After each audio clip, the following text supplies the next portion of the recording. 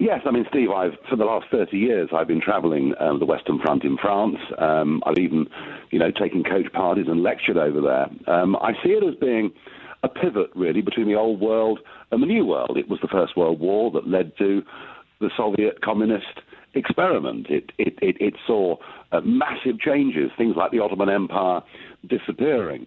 But what is also fascinating to me about that war, from a British perspective, is we'd always relied on naval power. Ever since the Battle of Trafalgar, Britain ruled the waves. Britannia ruled the waves, as we sing in our patriotic songs. And we'd always relied on a very small professional army, and we were never afraid to hire mercenaries from anywhere else in the world to fight our battles.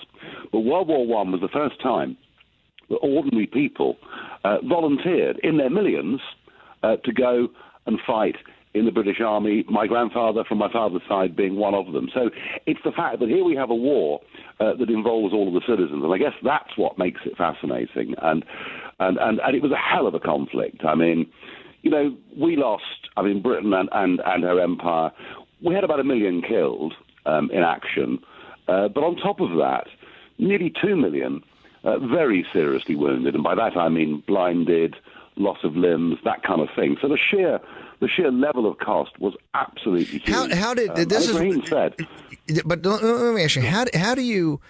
The war was so horrific, and they used gas, chemical weapons. It was the wounded turned out to be worse than had worse in front of them than the dead. But how did that Victorian society, in the great houses, the great aristocrats, right, the great empires of Europe, how did they unleash such complete and total barbarity coming out of the Victorian era? Well, that is the extraordinary thing, isn't it? I mean, Germany, whichever way you look at Germany, and okay, we can look at World War I and World War II and think bad things, but actually, in terms of art, literature, culture, Germany was one of the foremost, best educated, electorates in the whole of the world. And yet, as you say, we were reduced to total and utter barbarity.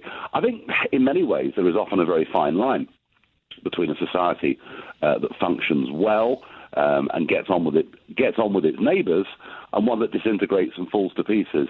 The one thing I will say about the values that people had 100 years ago is that I think in many ways they were better people than we are today. I think they had values. They had quite a strong fundamental Christian belief that went right throughout society. They believed in country. They believed in family. And they weren't, they weren't afraid. They were prepared to make sacrifices to defend the nation and to defend their people. And I'm not quite sure, 100 years on, that we're quite the same society, sadly. How are we to get that back? If we want that back, if we want to have those ideals and have those values reinfused in culture and society, how do we do that? How do we what we lost in 20? I was saying this before he came on, is that the 11th hour of the 11th day of the 11th month, right when the guns went silent, they thought that was the end of the war to end all wars.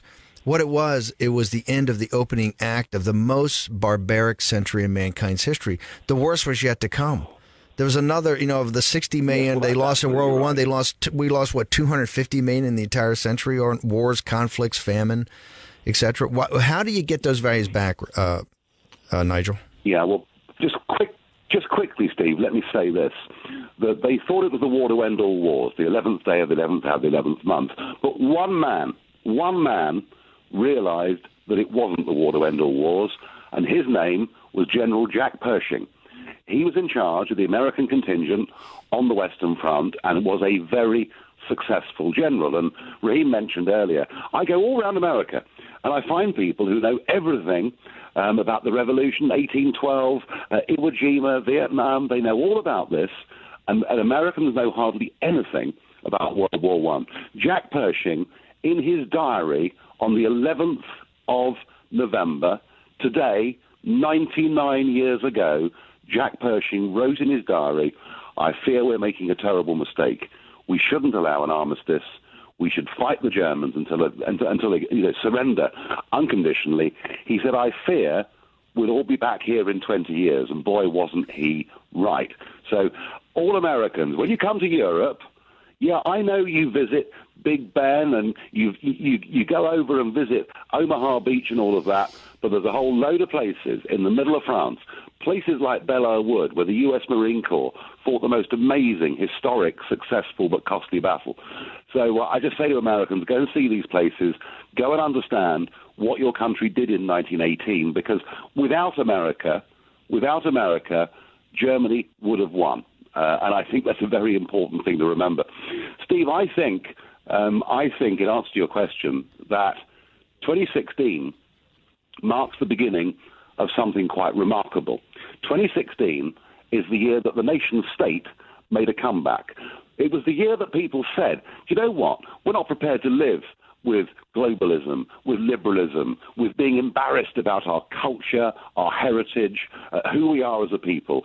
You know, Brexit, Trump, and you're seeing that same wave now going through Europe with elections in Austria, elections in the Czech Republic. There is definitely, without any shadow of a doubt, there is a reawakening in the concept of nation. And if you believe in a nation, then you believe in belonging to something. So I do think we're headed back in the right direction, but I'll be honest, there's a long way to go. Nigel, I just want to jump in here because you have shown me around some of the battlefields as well. I think we should start up, by the way, Nigel's tour, Battlefield Tours company. It would be incredibly successful. No, we love it, and we love to promote that. He's so good at that. But I just want to ask this. It's very important people go see that. I just want to ask this question of you, Nigel. You know, when you go around the United States, as you said, people aren't that well aware of how much the American contribution to World War I was, but there is a resurgence out there of people who are proud of their country, who, as you say, believe in the nation state. Steve was in the Citadel yesterday giving this amazing speech to a room full, and they played this incredible video up there of their cadets who had given their lives in service to the country. I want to ask you, Nigel, do you think, in addition to the resurgence of the nation state, we're actually beginning to see a resurgence in interest in what happened during the First and Second World Wars?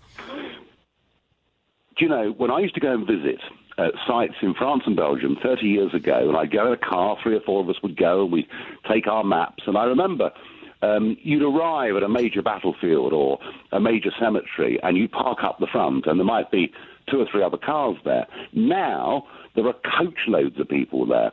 And I stopped a couple of years ago at a place called Vidme Ridge, which is etched in Canadian memory. It was the great Canadian victory of World War I in 1917.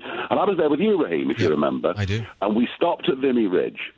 I stopped at Vidme Ridge, and again, I'd been there in 86, I think I'd been there, and there were sort of, a few dozen people there. And I said to the lady working for the Canadian government that was in charge of it, I said, tell me, how many people now come and visit the Vidme Ridge? And she said, well, Mr. Farage, last year, 750,000. Wow. So actually, I mean, Brits are now going in literally unprecedented numbers every single day to go and visit these places, to go and try and understand what they mean. And it is happening, but it's not happening with America. So here's an idea, right? The next time Steve Bannon is this side of the pond, I'm going to take him to Belleau Wood and some of these places, and we'll do some footage. Absolutely, let's do it. Actually, when I sold my bank I sold my investment bank to SocGen. Actually, when I was actually living in Paris for a while, going between Paris and London, I used to go out to the battlefields. You can only understand, France gets criticized a lot by people in America about its behavior in World War II, and you can only understand it when you go to Verdun and you go to see how the French army was absolutely just eviscerated. In fact, one of my favorite films is Paths of Glory, which I think is one of the greatest war films ever, starring Kirk Douglas. If you haven't seen it, get Paths of Glory. It is about the French army in World War I, and it's about the trenches. It's about he's an officer in the trenches. It's about a charge that failed and the court-martial afterwards. I got to tell you, it is one of the most stunning, and shot in black and white. Stanley Kubrick's, I think it's his first film. Absolutely stunning. It's a masterpiece. When you're finished watching that film, Nigel, you can't even talk. It's so powerful at the end. Well, I tell you what, if you don't raise a tear in your eye somewhere watching Kirk Douglas and Paths of Glory, there isn't much humanity in you. And you're quite right. France is criticized because she fell in 18 days in 1940. But literally, France gave everything she had and more in the 4.5 years of the First World War, absolutely. And not just devastating losses to soldiers, but, of course, vast parts of the French countryside literally laid waste. And the Germans, when they retreated, blowing up churches, setting fire to libraries. I mean, everyone says, oh, well, of course, all the barbarity, that was purely about Nazism. No, it wasn't. There was something actually there from within German imperialism that was deeply unpleasant, and it had to be fought, and it had to be beaten. And here's the significance of America, is that by the time American troops get to the Western Front in serious numbers, by then, France has virtually ceased to be a powerful, effective army. So great have their losses been. And that's why the timing of what America did is so crucial. Nigel Farage calling in from the United Kingdom. Nigel, thank you so much. We will make America great again.